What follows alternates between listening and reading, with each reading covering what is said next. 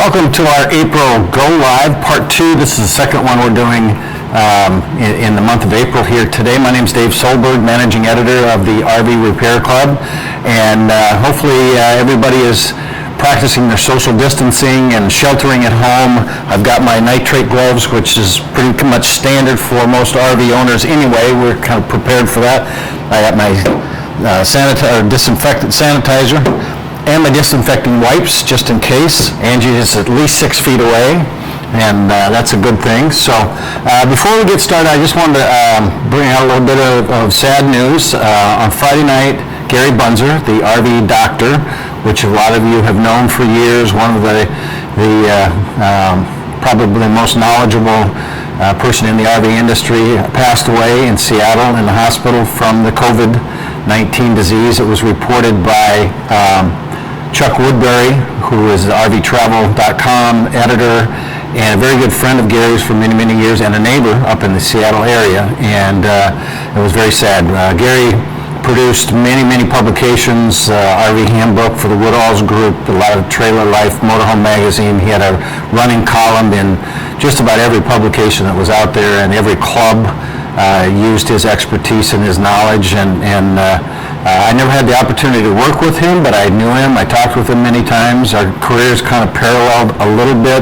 I would say he was way up here, and I was down here. I'm the handyman, and he was definitely a technician, and he was inducted into the RV Hall of Fame 2 years ago. So our thoughts and prayers go out to Gary's family, his friends. He will be dearly missed, and I venture to say there's probably never will be somebody that has the education, the knowledge that Gary has had over the years, and it makes me sad to see that. So it's a serious condition out there. Make sure that you take the precautions that everybody is saying.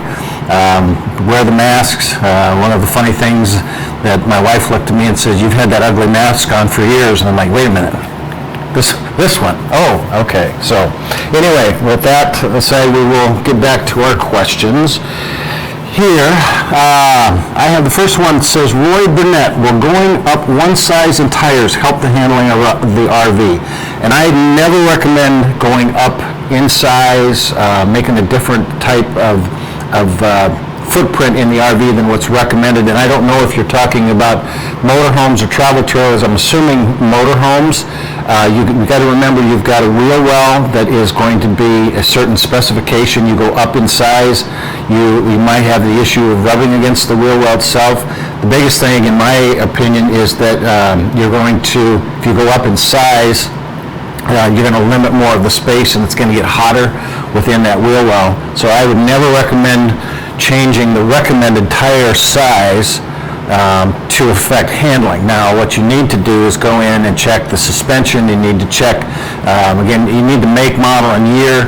If it's a gas chassis, it's going to have shocks. It's going to have either leaf springs or an I-beam suspension if it's newer than, I think, probably 95, somewhere in that point. You need to check the leaf springs, all those components. Then there are some things after that, like there's a Safety Plus, and Roadmaster has some enhancement stuff, but you definitely need to check that. I guess the very first thing I would do is check the weight. You know, we hit this all the time when we come in and talk about handling and tires and everything. Take your RV to a CAT scale. Make sure you're not over gross vehicle weight rating. It is also a good idea to get them weighed individually by the RV Safety Education Foundation, and that is something that sometimes is a little hard to find. They only have about 2 or 3 teams around the country, but if you go to rvsafety.com, you'll find out where they're at, and you can get individual wheel position. But know your weights, know those are the limitations, check your chassis before you start looking at changing tire size. The next thing, I have to replace a giant 3-piece fogged window. I have the complete, and he's got $5 deep on this one, so he bought the expensive one. I have 2 slave assistants, so he must be a father. My dad had 4, and we were called channel changers. Any unusual suggestions I should consider before I start? Thanks, Tommy. Actually, it's pretty easy. I don't know what type of unit you've got, but typically, if you're replacing a fogged unit, then it's a dual pane window, and the seal broke in it and got condensation inside. It started etching, and then it's fogged up. So we did a video on a travel trailer. It's a little different type of a window, but it's basically the same process. You're going to have the window frame on the outside, and then you'll have a frame on the inside that sandwiches the two together, and you'll have butyl tape and maybe some silicone around the outside of it. You take all those screws out. One of the things I would suggest is to do a good job taping all the way around that window, because if you take those screws out and you pull that frame, and normally it won't come out, but it might fall out and bust, and of course the window's no good anyway, so that doesn't matter. But have your slaves outside making sure that that doesn't happen. You'll probably have to cut around the butyl tape, and it's just a putty tape, so it might be a little difficult to get depending on how old and how long it's been setting, but that should just pop right out of there. Clean everything really, really well. Look for any type of moisture leaks in that system. If you're able to, a lot of times what we'll do on the bottom of the opening, so you take your window out, you got your sidewall here sitting with exposed styrofoam. That's a good time to put some weather seal in there. There's some product, you got to make sure it won't eat the styrofoam. You don't want to do the spray-on stuff. You do not want to use the Flex Seal. That stuff will eat styrofoam, just disintegrate it. So find something that won't do it, just a roll-on, or put some Eternabond down in there. That's just a nice addition to keep moisture from going into the sidewall of your rig.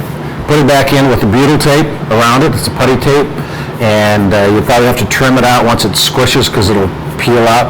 You should not have to put any silicone around that outside. Some people do. The problem with that is that silicone is going to start to attract dust and get dirty and really look bad. So if you do a good job with that butyl tape, you won't need the silicone. Hi Dave, how long will RV antifreeze be good in the water lines? Asking in case I don't get to go camping this year. I don't know. I don't think the RV antifreeze has a shelf life, or a breakdown consistency like some of the other stuff in it. I do know of people that have put RV antifreeze in their rigs and let them sit for 3 or 4 years, but just because of the situation of medical or whatever it happens to be, somebody that was trying to sell it has put RV antifreeze in it and hasn't sold it for 2 or 3 years. That's happened. So I wouldn't be afraid of anything happening with that, and let's hope you get to go back camping. From what I heard today, and I have not verified this yet, but I do believe that the national parks have opened back up today. Somebody told me that Trump had put out a decree to open up at least the nationals. I think the states are still probably going by governor of each individual states, but I think we'll start to see some of this going out if we just can get back to a real slow reintroduction into the open areas and keep our distancing and stuff, and don't just bam into it. We'll be able to ease into this stuff.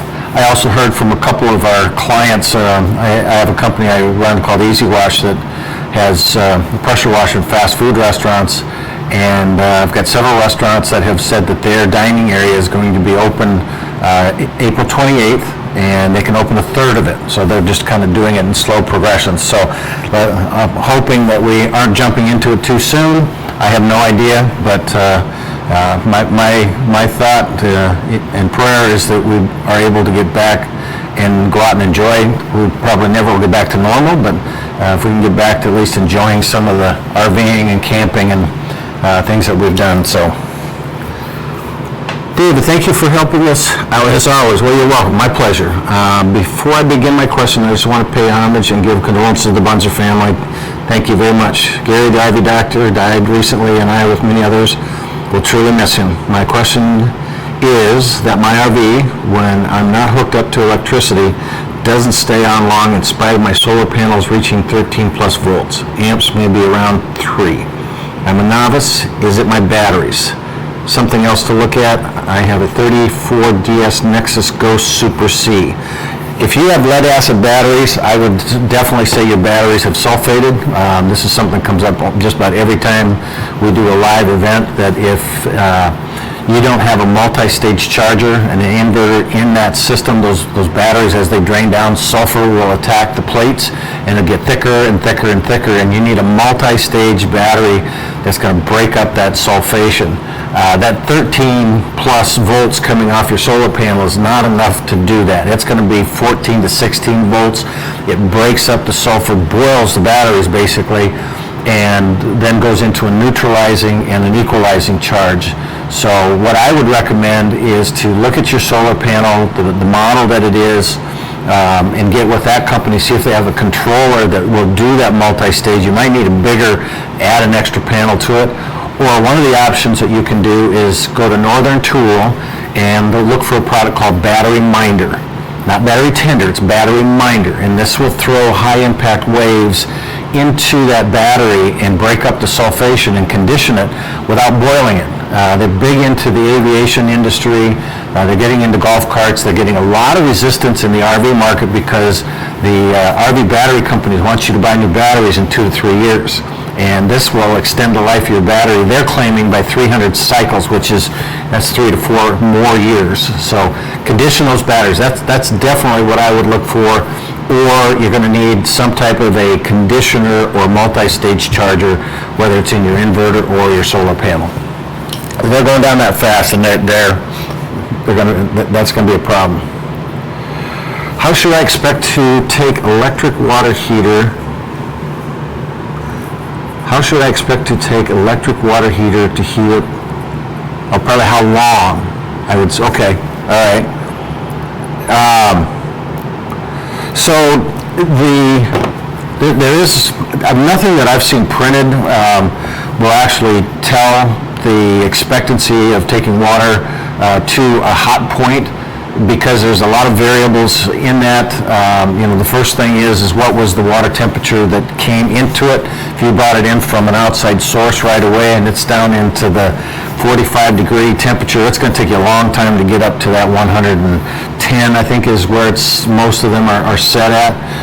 If it's something that's been sitting in your coach and it's warmed already to ambient temperature, that's going to start out at the 70 to 75 range, if it's a summer day outside as well. So typically what I've seen is I've not used the 6-gallon electric, I've used the 10-gallon electric, and it takes about 15 minutes on the electric side. It takes about 10 to 12 on the LP side, because you've got flame that just seems to run a little bit more efficient with that. So I would say the best thing to do is kind of find out where your temperature range is at.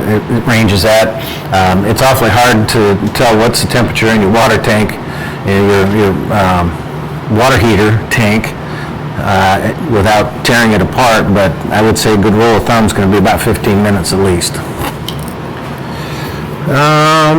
Any suggestions on steer tire brands? On the 15 Fleetwood diesel pusher and Sims Goodyear are costly. Are they worth it?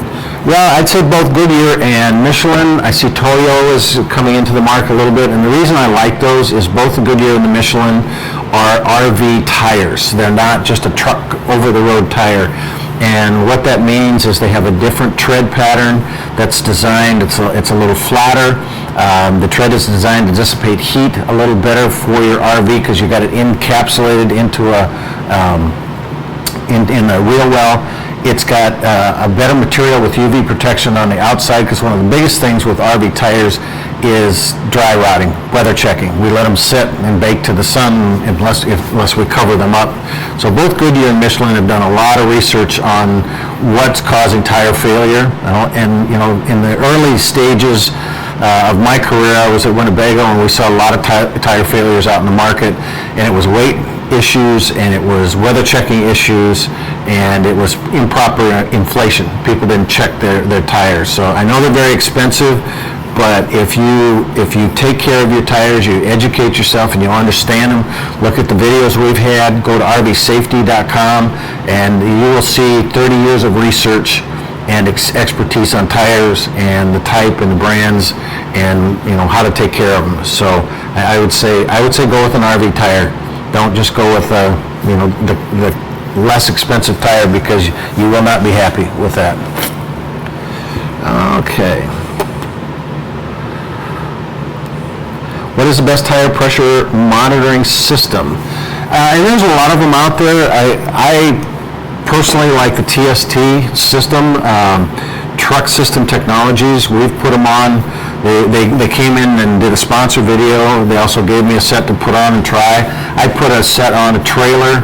It's been 2 years, I think, now ago. It'll be 3 years in October. It was at the Pomona show. He helped us with some seminars on tire pressures, monitors, and various things. And I put this on a trailer that we run out here, and we probably have about 180,000 miles on that trailer.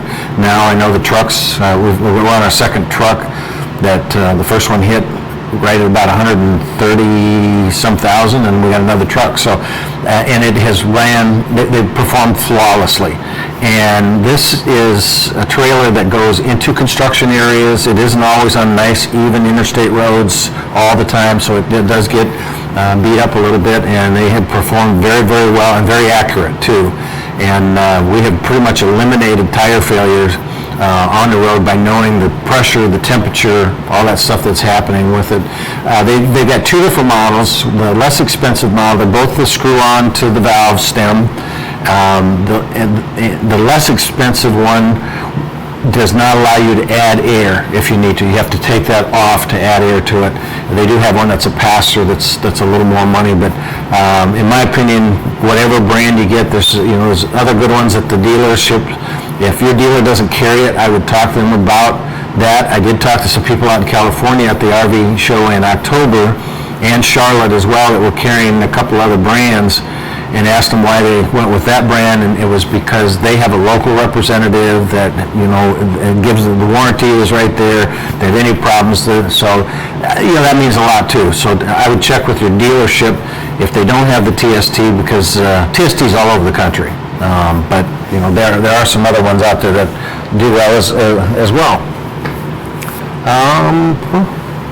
Jump back up here. So William Hoffman, is there a live video feed? And yes, there is, and he sees it now. Hi, William. I'm it. I'm sorry. Bigger budget will get some talent. That's what I've always said. Okay, so Ernest Amentrot. Oh, that's interesting. I just got the Dave. That's a boring one. I have also heard there is some product that provide protection from UV for tires. All the tire manufacturers do not have any recommendation for UV protection for tires. I see it out there.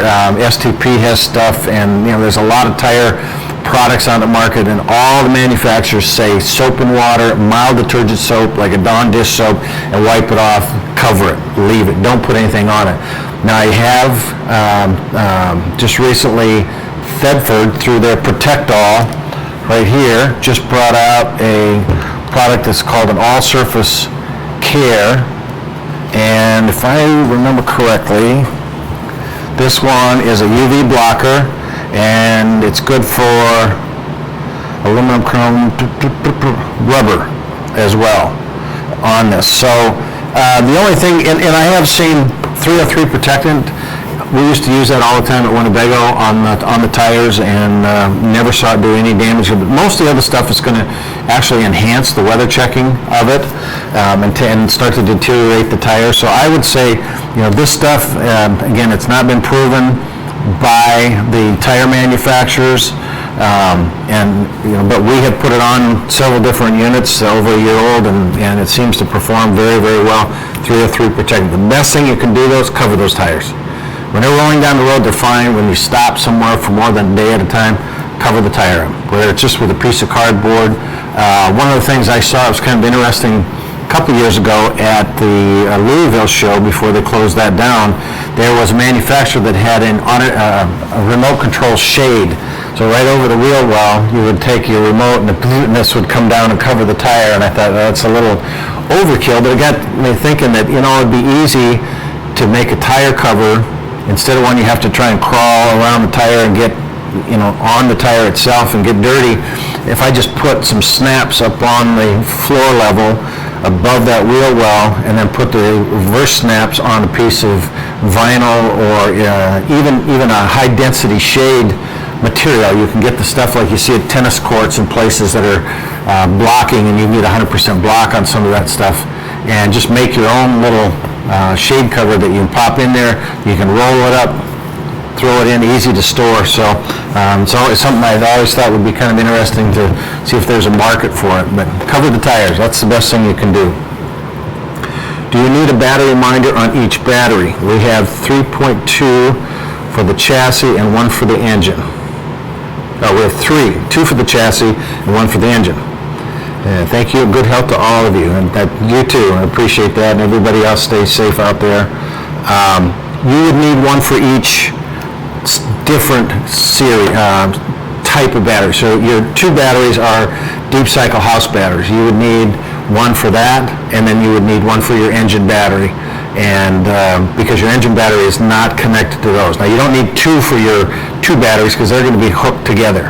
So just 1 for that one and 1 for the engine battery. Now, the nice thing about battery reminders, they got different levels of the products, and so the one for the chassis, you can buy the very inexpensive one. It's just a single mount, it plugs in, it's got alligator clips, and it's $39.95, and I've seen it on sale for $19.95. I bought 6 of them.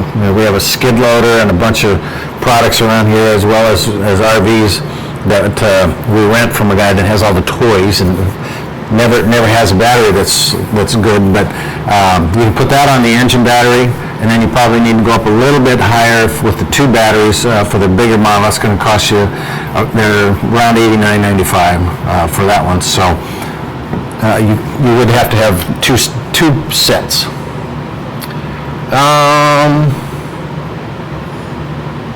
Okay, professional trucker.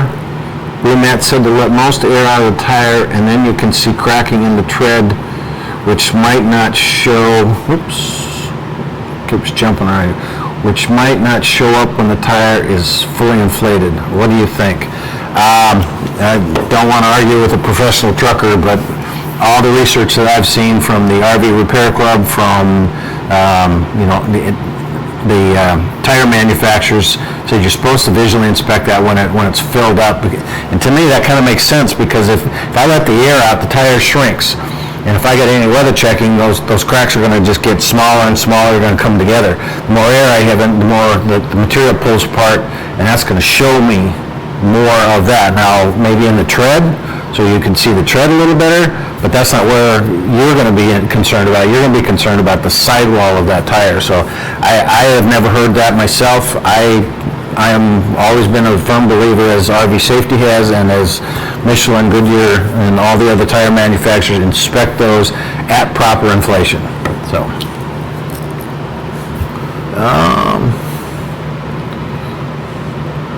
2000 keeps jumping on me here.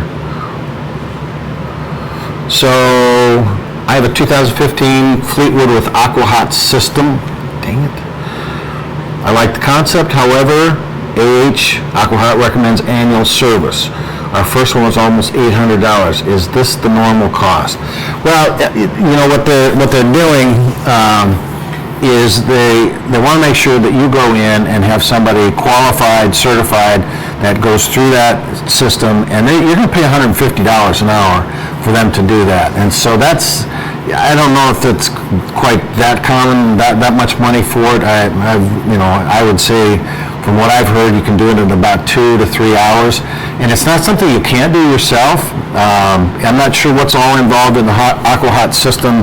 I haven't gotten into that yet. It is one of the things we have on our plan. We just haven't been able to get production time here recently, and we have not been able to get a unit that has that in it. Winnebago now is putting some of theirs in. That, we're 20 miles away from Winnebago, so sometimes it's hard to get some of the bigger rigs that are out around in the country without a huge travel and production cost. But I would recommend that you get in touch with Aqua-Hot, or even look at your service manual or your owner's manual and just see what is involved in that. I would believe it's flushing the system, because what happens in the water system is most people don't realize you're running hard water through that at campgrounds. And so that hard water has calcium and rust and lime, and so I would imagine it's just a series of getting all that stuff, cleaned out and making sure that nothing is plugging any screens or filters. And then because there really isn't a whole lot in that system that would need to be lubricated or anything like that. You're running a glycerin base through it, and so I would check and see if you can do it yourself. But the reason Aqua-Hot is requiring that is that they want to guarantee that it's taken care of by somebody. So if all of a sudden you come back and say, hey, this isn't working, well, it's because you didn't do this or this or this. And a lot of them, they do that to kind of protect themselves from service work. What is the recommendation as the best way to protect a toad while traveling?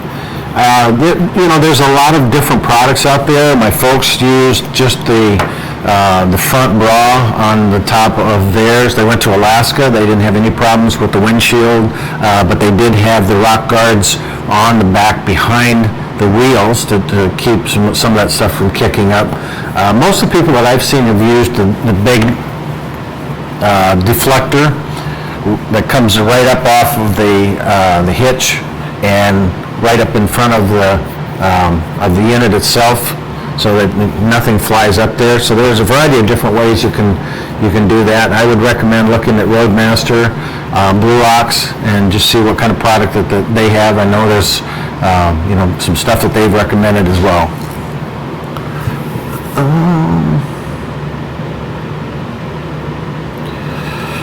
Okay, guess I'm confused on the water heater, 6-gallon in Indiana.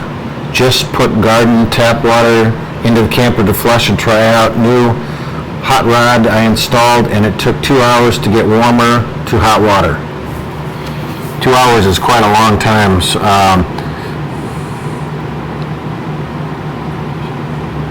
So this must be the same question. Yep, okay. So this was the same guy that asked how long it should take, and 2 hours is not anything I've ever seen. So I would imagine I would try it again, just see how long it takes, because you probably, if it's taking that long, you probably have a weak heat element. When it's running on electric, it's going to run a small little disc that heats up and gets that water to the temperature you need it. A lot of times I'll have two in there to run those up to that certain temperature, and if it's taking that long, I would also try it on the LP side, see how long that takes to get up there. So if anybody else out here has a 6-gallon electric, maybe post in here, ask the question, and just tell us what you're seeing. But 2 hours is a long time to wait, in my opinion. I think you got something going on with that system. Excuse me. Okay, look at that. You didn't see. I'm not used to that. I'm gonna do the hand sanitizer. I think they tell you got like 12 layers of skin in the human body, and I'm down to 2 on my hands. I'm pretty sure I do this a lot.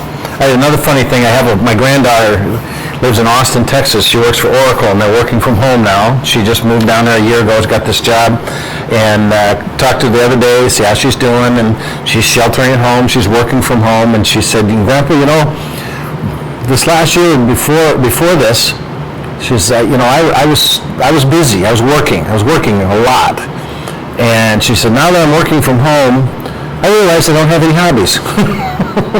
So when she's not working, she's like, I have no hobbies. So I guess it makes people realize that, oh, yes. All right, so any recommendations on a backup camera for a travel trailer? I'm pretty much a big fan of the Lippert Components Incorporated LCI products. They got a Furrion-based product that is really performing well. I mean, there's some other ones out in the market that are a little bit cheaper in it, but I just think that the bouncing around stuff that you get out of it, you want a good camera that's going to hold up, and so Lippert and the Furrion system is one of the ones I recommend.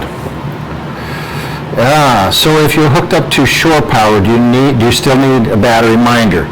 Well, and we're talking two different things. The battery minder is a conditioner that's going to break up sulfation. So if you're hooked up to electricity and you don't have a multi-stage charger or something that will condition your batteries, they're going to sulfate, even if you just keep them charged, because what happens is your typical converter is either a standalone like this one here, in your distribution center, so you got all your stuff here.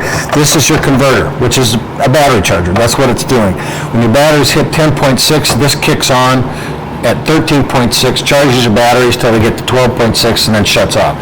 That doesn't condition your battery. That does nothing. Now, you might have this in one location, and then your converter in another location almost looks something like this inverter here. We see a lot of Magnedyne had them, Parallax, Progressive Dynamics. Winnebago started doing that because this is kind of noisy, and the fan goes, and so a lot of times this was in the kitchen or in the bedroom, and all of a sudden when the batteries got to a certain point, even when you plug in, your batteries are going to drain down because you're going to be using lights, you're going to be using the refrigerator. Still takes 12 volt. Even if you're on 120 volt electricity, it takes 12 volt to run the control panels and the gas valves and different things.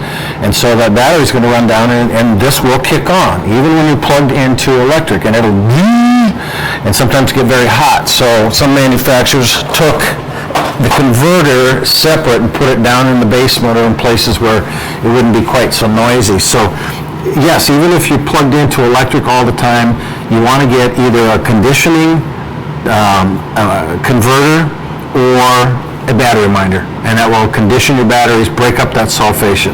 Now, it's not quite as critical and we'll get back to this is only for the lead acid batteries. If you have absorbed glass mat, it's not quite as critical. You'll still get a little bit of sulfation, but very, very minimal to that. And that's why they're becoming more popular.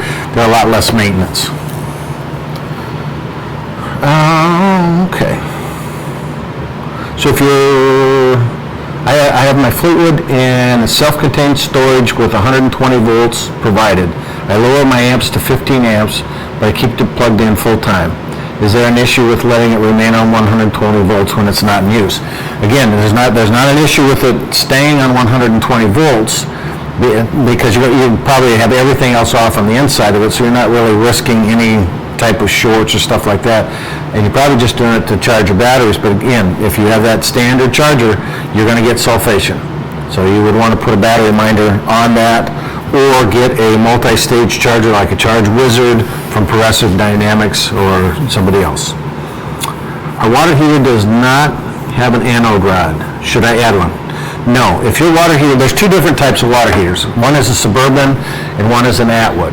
And I keep forgetting which one it is, but Suburban, one of them has an anode rod. And what that is, it's just a magnesium rod in there that it's sacrificial. All the bacteria and the chemicals in the water attack that rod, and they eat that rod up.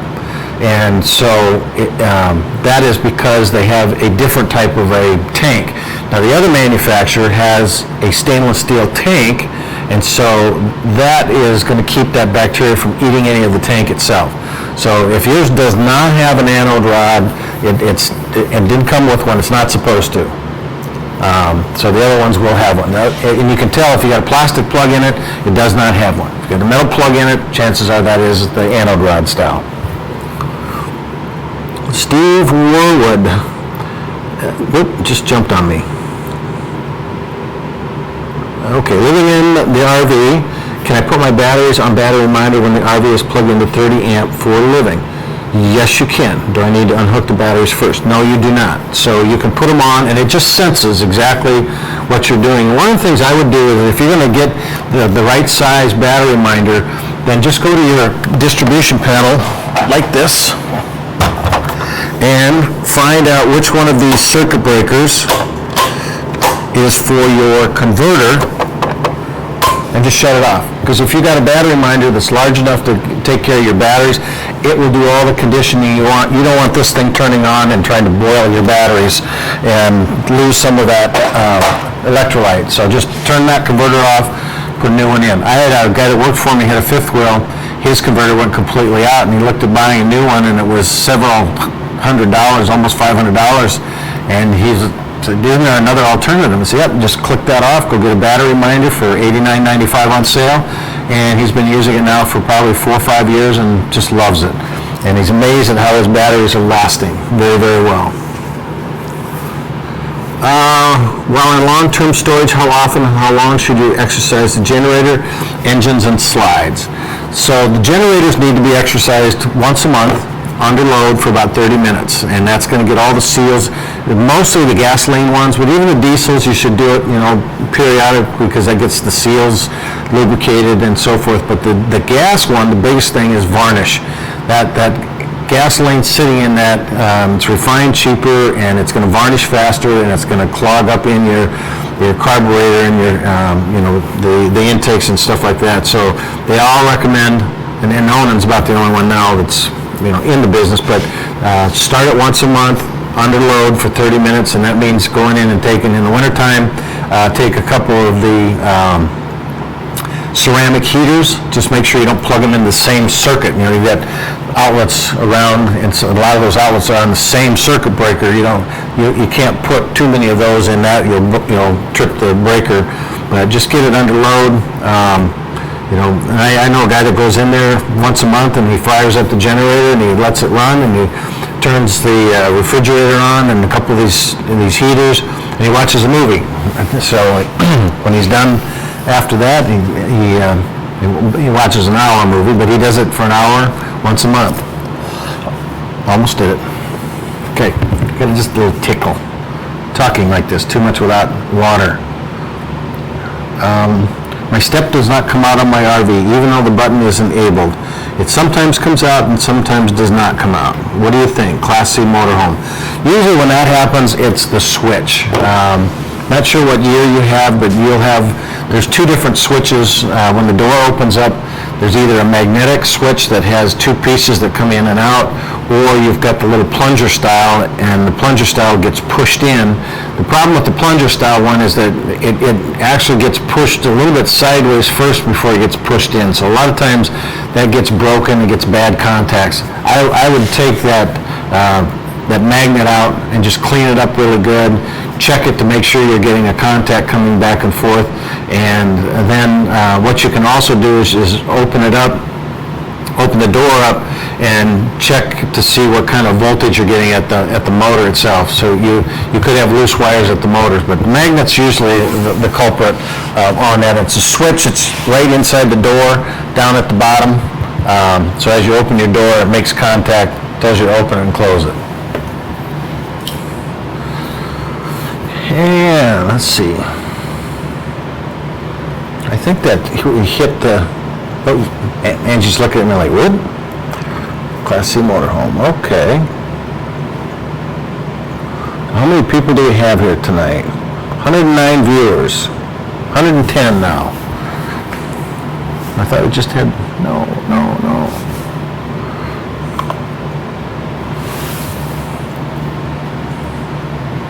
Okay, so here one just came in. Ernest again, thank you. Going back to the 120 volt during storage, do I leave my refrigerator on full time? I wouldn't leave your refrigerator on full time. There's no moving parts in the refrigerator.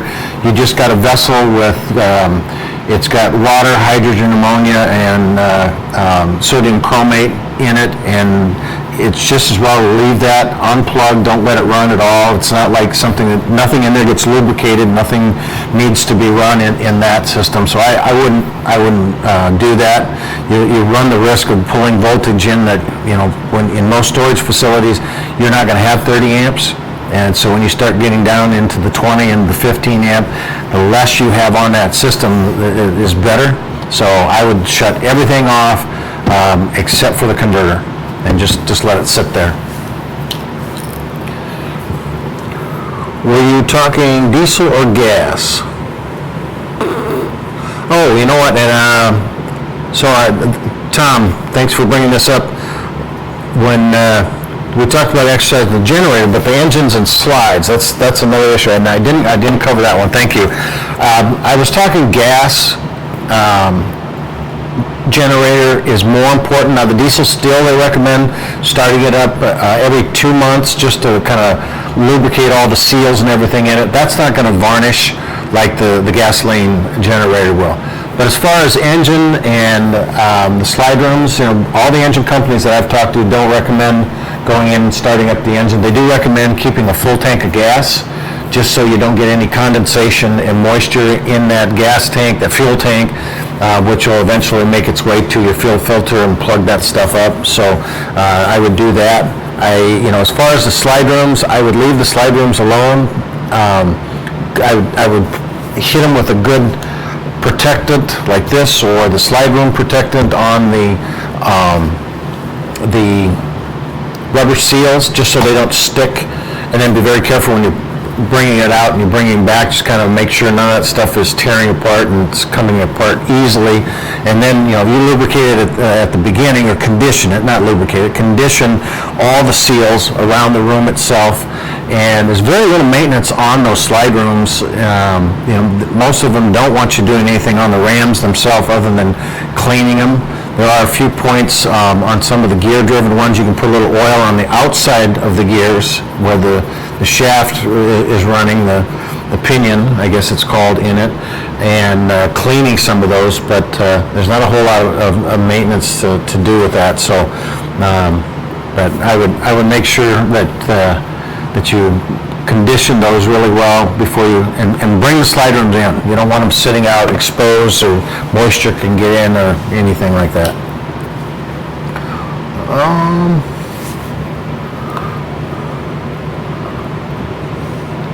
I don't know if I got something here that might be,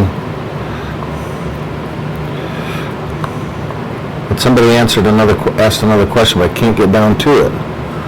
So what am I? If I pull this down. No. All right, what's my problem here? Okay, did that help?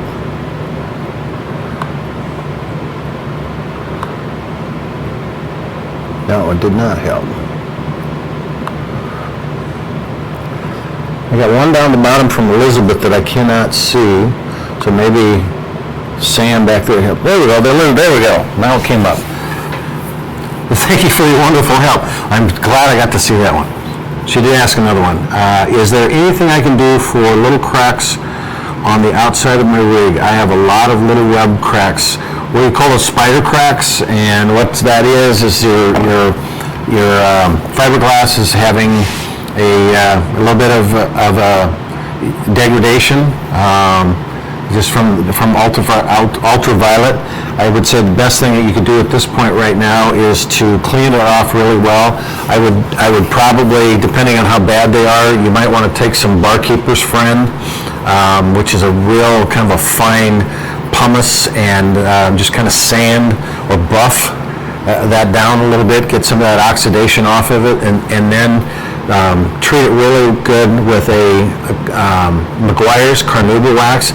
The sidewall material on your coach is probably, it's fiberglass, but it's probably Chemlite or Crane, the same company bought the other one out. And they recommend the Meguiar's wax with Carnauba and UV protection into it. That's what's happening with it. It's just more kind of cosmetic until it gets to the point where you start seeing some delamination or big cracking areas. Those really need to be addressed, but I think just some wax at this point, if they're small little spider cracks, would be fine. About a used RV, the anode threaded nozzle is corroded. Is it possible to run and again, how come I can't get to the bottom of these questions with this?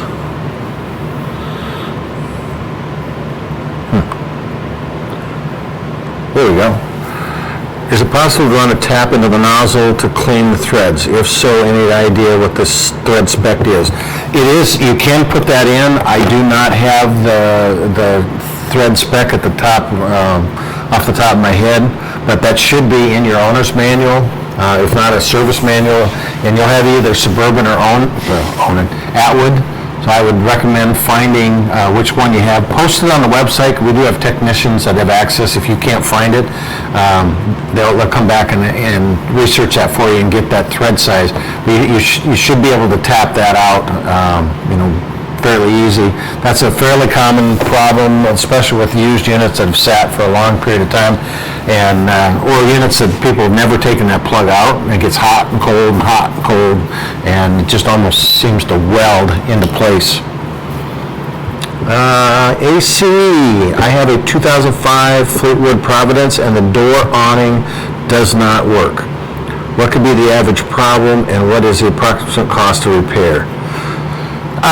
Well, there could be a variety of different things. The very first thing you have to look at is, I'm sure that runs off of 12-volt power, and most of the time Fleetwood would run those off the house batteries, and you have a fuse somewhere in that system. So I would check the fuse, I would check voltage to that awning itself, then the switch. If you got power going to all those three places, then you're basically looking at the motor up in the top of that roller motor that brings it out. You also want to try, do you hear anything? Does it try to do anything? A little bit of a humming or a grinding that it kind of wants to start.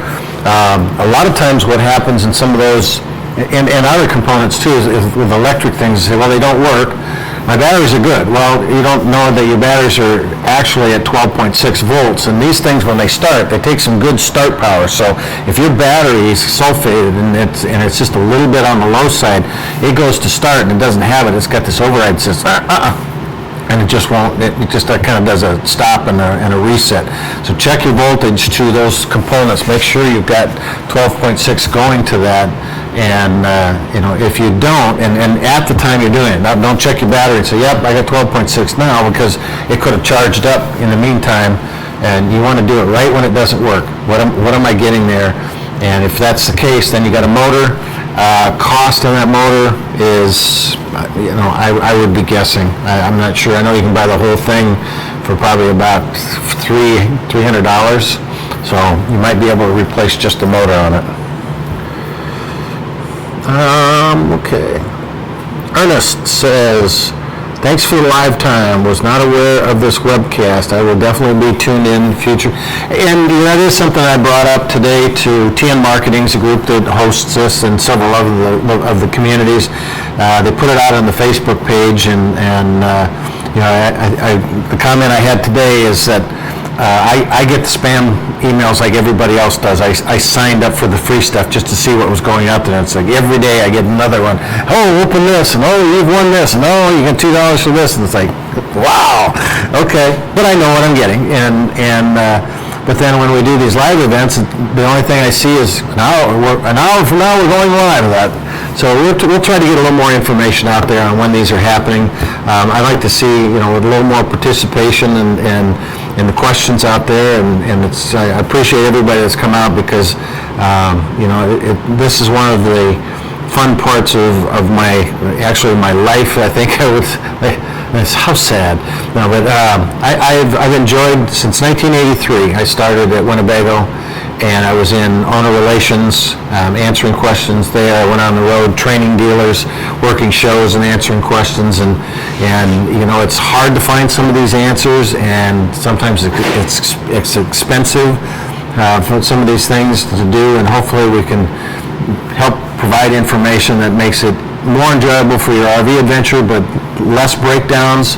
And I've been out there, I've had them and frustrations with them, so it gives me a great sense of pride when I can help somebody reduce those or fix stuff. And seminars, I get it all the time out there. People come up and just, they like the information, so thank you for that. I have the old style crank up TV antenna. We call it a bat wing, Steve. What is a good replacement for that? There's several really good videos online that show the different, several different things that we've put on those. The first thing you can do, you take and add what's called a wingman. So when your bat wing comes up and you've got your, that's what we call a bat wing, there is a wingman, and it's just an extender that goes off to the side, because your bat wing will still work with the digital signal out there. It just doesn't go as far as some of the new stuff does. And so this second antenna coming off the side will help in that. You can take the whole head off that thing and put a RAZAR, R-A-Z-A-R, I believe it's spelled, and it's kind of a big flat thing that goes right on the same one, still has to go up and down, but it gets about twice the distance. It's a lot less expensive than putting on a whole new antenna. I think it runs right about $80, $90. Very easy to put on. What I do like is it's two-sided, so it's flat, so I don't have to be specifically at one spot or another. The other option is to take the whole thing off and just put one of the stationary RAZARs up on the roof, and you still have to turn it around. That's a little more expensive. It's very easy to do. You just take you got the caulking up on the top, you're gonna have to cut all that around, take the screws out of it. You're gonna have to take the crank plate off the bottom with the screws and the pin on the side of that, pull all that stuff down, and the new antenna is a permanently mounted antenna. It just sits up with a kind of a triangular top on it, and you've got the nail at the bottom, you turn around, but there's no cranking up and down. You just leave it permanently mounted. It fits in the exact same spot.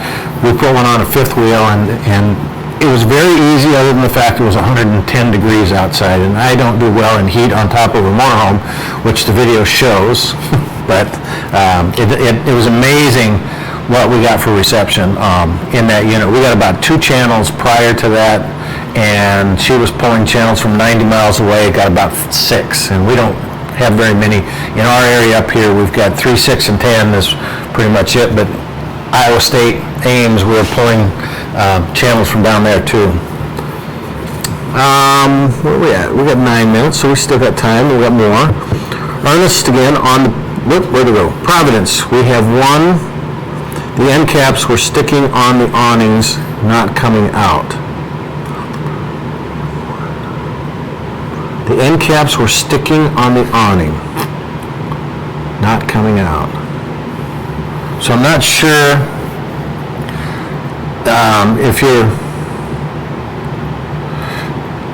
I'm not sure with the awnings, if it's on the slide room awnings not coming out, or the end cap sticking on the awning of your major awning. If you have a Providence, I would venture to say that should have an electric awning coming out. The weather, what's it called, weather head, not the weather head, the A&E one on it, but I'm not sure what the caps are sticking on the awning that you're talking about.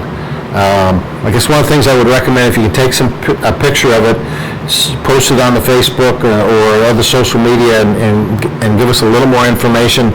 Is it an A&E? Is it a Carefree? Is it a Lippert?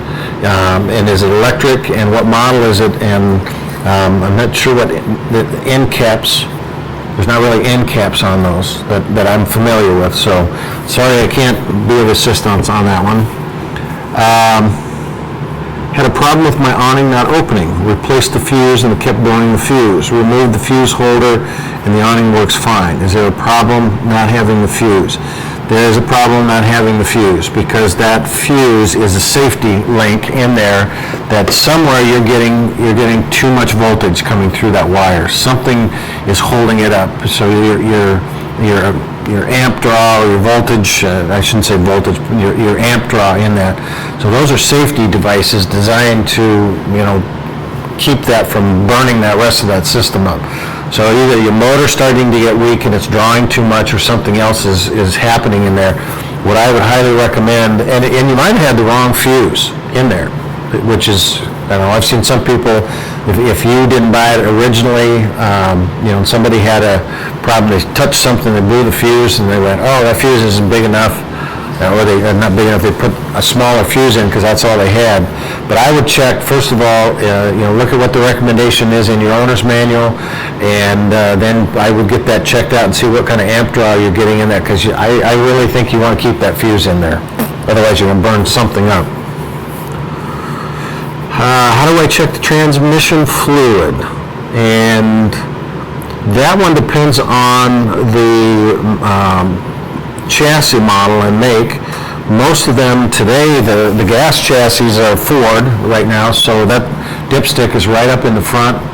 You want to run it till you get it in good operating condition, pull the stick up, clean it off, put it back in, and check it with that. The Chevrolet was the same way, except the older ones, they were almost impossible. You almost had to take the doghouse off to get to those, but that would have been prior to 95, I think it was, when Workhorse bought them out.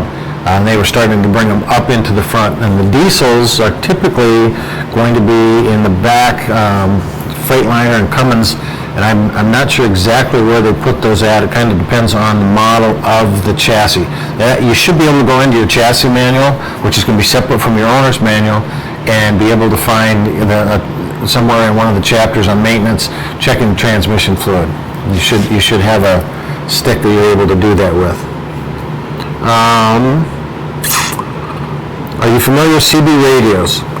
Not since 1976, when I got one for my graduation, and my dad took it and used it, and I never saw it again.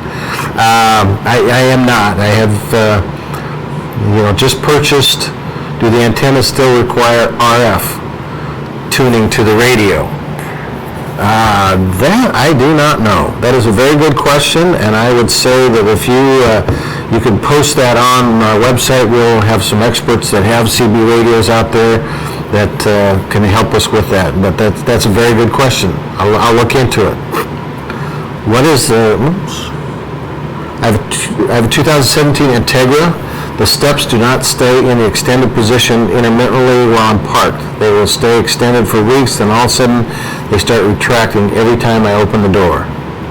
That, to me, sounds like you've got a defective switch in that system, because when you turn that switch off on your entrance door coming in, that's supposed to disable that whole thing. So somewhere, I would check. First of all, I'd probably replace that switch and see if it does it again.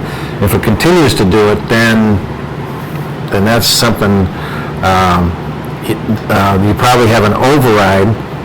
One of the things that a lot of these are supposed to have is anytime you start the engine, the steps are supposed to come in as an automatic safety feature, that if you left them out, then you don't smash them on the curb when you go. And I would say about 50% of those with that on don't work. Just something in the wiring and the relay and everything, and most people just don't get it fixed. But that could be the second thing, is that relay is causing it, sending a signal saying, hey, your door's open and your engine's starting, so it could pull it in. What is the best GPS for a motorhome? I've used quite a few different ones. Magellan's been a very good one. Garmin is probably my favorite that I've used. It seems to have better updating, finding some of the newer, anytime you get into construction and new roads that are put into places, sometimes it looks like you're driving out in the middle of a cornfield on your GPS. And the Garmin seems to be kind of the most update. It's easy for me anyway, it's easy for me to hook it up to a computer and just to update all the new stuff in it.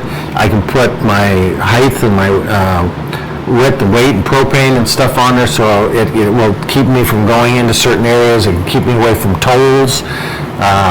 I don't know. That's my personal preference, but I know a lot of people use the Magellans and others. So anybody out there, that'd be a good question to post on the website and just get some feedback from the group out there and see, what do you guys like? What do you see? What is the best way to get an owner's manual for used 2016 Gray Wolf Limited?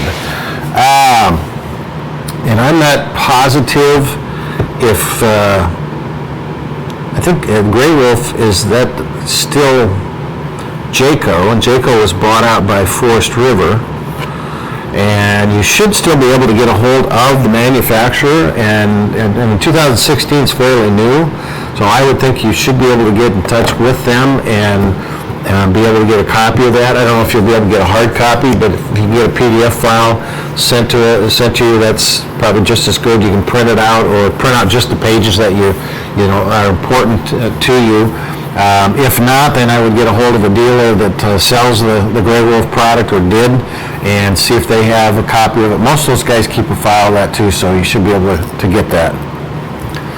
And she says, wrap it up. Well, guest 54 says, okay, Tom, just one more thing. Tom said he uses the Garmin 770 RV TRK, so it's RV and truck one. That's a great one to use. And guest 5048 said, thanks for all your help. Everyone stay safe, and I agree with that. Everybody stay safe. Wash your hands. Keep your social distancing.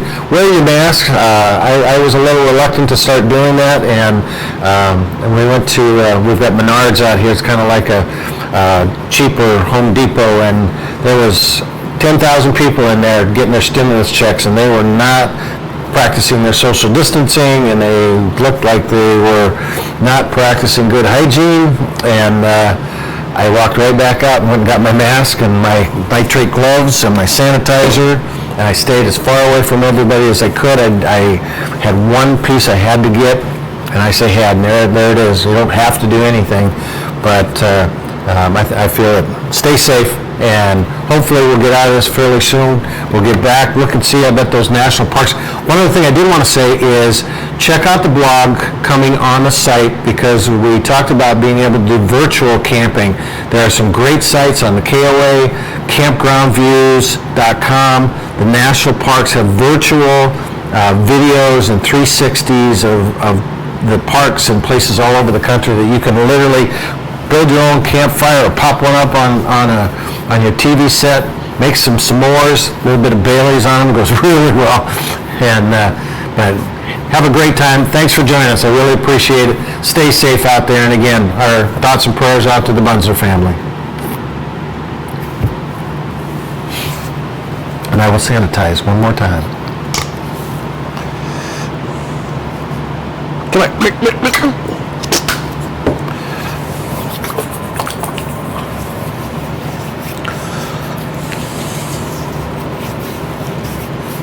I did find that sanitizing, if you get a little bit of a nick somewhere, that stuff really sanitizes your cotton.